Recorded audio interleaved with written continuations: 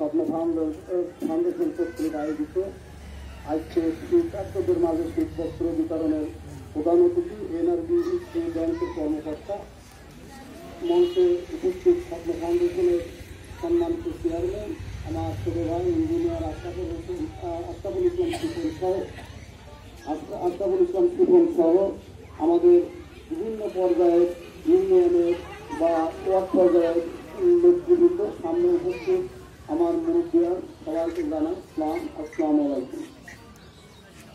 যেহেতু এটি একটা সামাজিক প্রতিষ্ঠান, সামাজিক অনুষ্ঠান, এই সামাজিক প্রতিষ্ঠানের জন্ম আমাদের যে স্বপ্ন ফাউন্ডেশনের চেয়ারম্যান বলে গেছেন 1917 সাল থেকে শুরু করেছেন।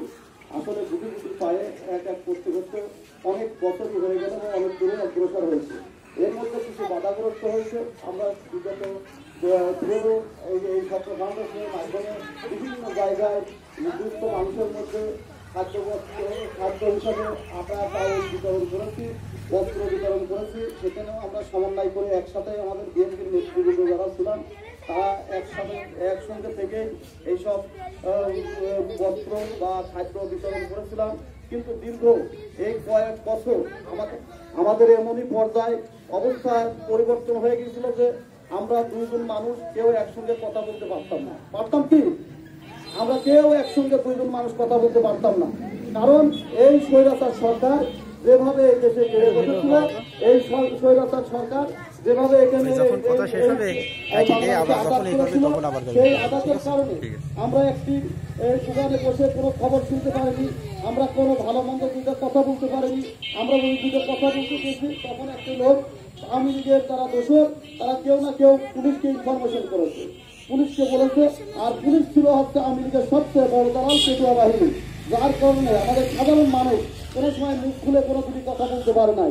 আজকে দেখেন আমরা এইরকম অনেক অনুষ্ঠান করতে গিয়েছি, সেখানে পলানোর মতো করে করা হয়েছে। সেখানে একটা ঘরের মধ্যে 2 জন 5 জন 10 জন লোককে ঘরের মধ্যে ডেকে পালায়ে এই অনুষ্ঠান করা হয়েছে। কারোকে আটা যদি হাতে ধরাই দেওয়া হয়েছে, একদিন করে ধরে এনে আরেকদিন করে দিয়ে বিদায় করা হয়েছে। তার কারণ কি?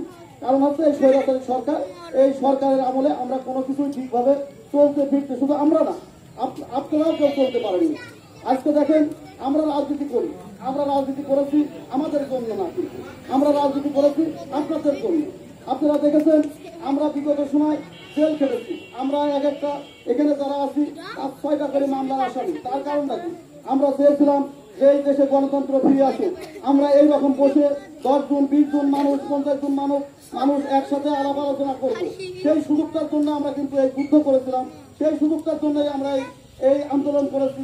আমরা জেল খেটেছি, আমরা মামলার আসামি হয়েছি। আমাদের নিজের সম্পদ করার জন্য কিন্তু আমরা মামলার আসামি হয়ে যাই। আমরা হয়েছি সাধারণ মানুষ কাছে একটা মানুষের সাথে আরেকটা মানুষের মুখ খুলে আলাপ আলোচনা করতে পারে যে আমার সংসারের দুঃখ দুর্দশা আমি আরেকজনের সাথে ভাগ করতে পারবো, আমি কিভাবে চলবো, কিভাবে চলতে পারি, এইভাবে আমি আমার ভাই, আমার বোন, আমার আত্মীয় স্বজন যারা আছে তাদের সাথে আলাপ করতে পারবো। আপনারা দেখেন বিগত 3টি পিরিয়ডে আমার মনে হয় এখানে যারা আছেন অনেকে ভোট দেওয়ার কোনো সুযোগ পাননি। ভোট দিতে গেলেও আপনাদেরকে বলা হয়েছে ভোট দেওয়া হয়ে গেছে, আপনারা বাড়ি চলে যান। যে বাড়িতে আসতে চাননি তার ধাক্কা মারা হয়েছে, এক ঘাড়ে ধাক্কা দেওয়া হয়েছে, তার ঘাড় ধাক্কা দিয়ে বের করে দেওয়া হয়েছে। সে কারা দিয়েছে? আমার মতন ছেলে এই হাটাশরীপুর ইউনিয়নের যারা আওয়ামী লীগের দোষর ছিলেন তারাই কিন্তু এই সব কর্মগুলো করেছে। আজকে দেখেন, আজকে তারা এমন ভাবে আল্লাহর ইশারা, ওই আল্লাহর মায় দুনিয়ার মায়, আপনি দেখেন শেখ হাসিনা যেভাবে পালন করেছে তার সন্তানটি বা যারা কর্মী সংগঠন ছিল কেউ কিন্তু কারো খোঁজ খবর না নিয়ে সে কিন্তু ঠিকই দেশ ত্যাগ করে পালিয়ে গেছে। তার বড় বড় নেতারা দেশ ত্যাগ করে পালিয়ে গেছে। তাই আমাকে বুঝতে হবে আমরা যতই রাজনীতি করি আমরা যাতে কারোর চাটুকার না হই, আমরা যাতে কারোর পায়াচারি না করি, কারোর হুকুমে আমার এলাকার জনগণের উপরে খারাপ আচরণ না করি। এই খারাপ আচরণ করবেন কার উপরে? আমার ভাই, আমার চাচা, আমার শরীর আরেকজনের উপরে। সেই লোকটা আজকে আপনার ধিক্কার দেবে। আজকে দেখেন অনেক লোক আমাদের ইউনিয়নে এখনো পলায়ে রয়েছে। কারণটা কি? আপনার যদি সৎ সাহস থাকে, আপনি যদি সৎ রাজনীতি করেন তাহলে তো আপনার পলানের কথা না। আপনি আমার ভাই, আপনি কেন বলাবেন? নিশ্চয়ই আপনি কারোর দাসত্ব করেছেন, নিশ্চয়ই আপনি কারো হুকুম শুনে আমাদের মতন লোককে গলা ধাক্কা দিয়েছেন, কারো আমাদের মান অপমান করেছেন, আমাদেরকে পুলিশ দিয়ে ধরাই দিয়েছেন।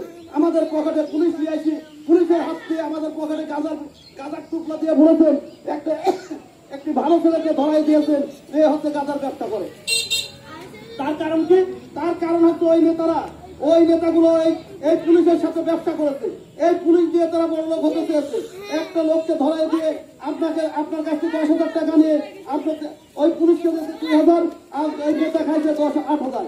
এইভাবে কিন্তু আপনারা অনেকে দেখেছেন, যখন আপনারা কোনো থানায় গেছেন তখন আপনাদেরকে বলা হয়েছে পুলিশকে ডাইরেক্ট করেছে কোনো নেতা ধরে আমাদের কাছে আসবেন না, আপনারা ডাইরেক্ট আসবেন, তাহলে আপনাদের সুযোগ সুবিধা হবে।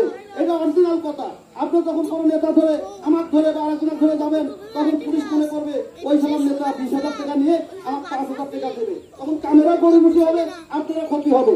আপনারা চেষ্টা করবেন আমাদেরকে আরো দ্বারস্থ হওয়ার দরকার নেই, আপনারা চেষ্টা করবেন সরাসরি পুলিশের সাথে, যারা আইনের লোক আছে তাদের সাথে কথা বলে আপনার কোনো সমস্যা হয় আপনি সমাধান করবেন।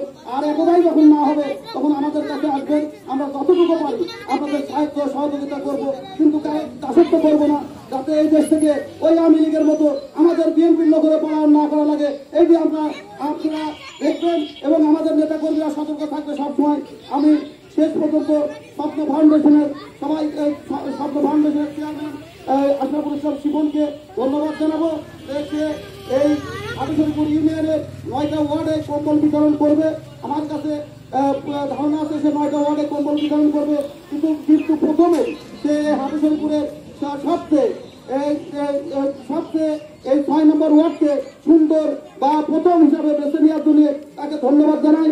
এবং যারা শীত বস্ত্র নিতে এসেছেন সবাইকে সুস্বাস্থ্য কামনা করে আমি স্বপ্ন ফাউন্ডেশন চেয়ারম্যান বা এই স্বপ্ন ফাউন্ডেশন কাছে ধীরে ধীরে আগায় যেতে পারে সেই লক্ষ্য রেখে আমি সবাইকে ধন্যবাদ জানিয়ে আমার সংক্ষিপ্ত বক্তব্য শেষ করছি। সবাইকে ধন্যবাদ। খুদা হাফেজ। বাংলাদেশ।